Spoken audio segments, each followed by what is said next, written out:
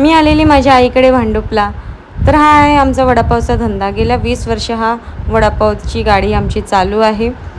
आणि या 20 वर्षात माझ्या आईवडिलांनी खूप स्ट्रगल केलं आहे, खूप म्हणजे आणि अजूनही करत आहेत. तर माझ्या आईकडे वडापाव, भजीपाव प्लस मंचुरियन हे भेटतं. आणि आता तर गॅसचेसुद्धा प्रॉब्लेम चालू आहेत. तर या गॅसच्या प्रॉब्लेमवर तोड काढण्यासाठी त्यांनी आणलेली आहे ही शेगडी, जी चार्जिंगची आहे आणि त्याच्यावर लाकडचासुद्धा वापर होतो. तर मस्त असे म्हणतात ना की चुलीवरचे मंचुरियन, भजी आणि वडापाव हा आमच्या तानाजीवाडीमध्ये माझ्या आईवडिलांकडे भेटतो आणि तो खूप चविष्ट असतो.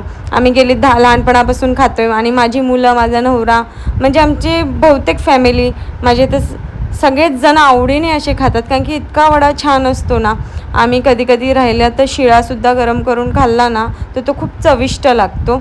बाकीचे वडे शिळे झाले का ते खूप असे बरोबर नाही लागत, पण आमचा वडा खूप सुंदर लागतो. तर कधी आलात तानाजीवाडीत तर हा वडापाव नक्की ट्राय करा माझ्या आईवडिलांचा.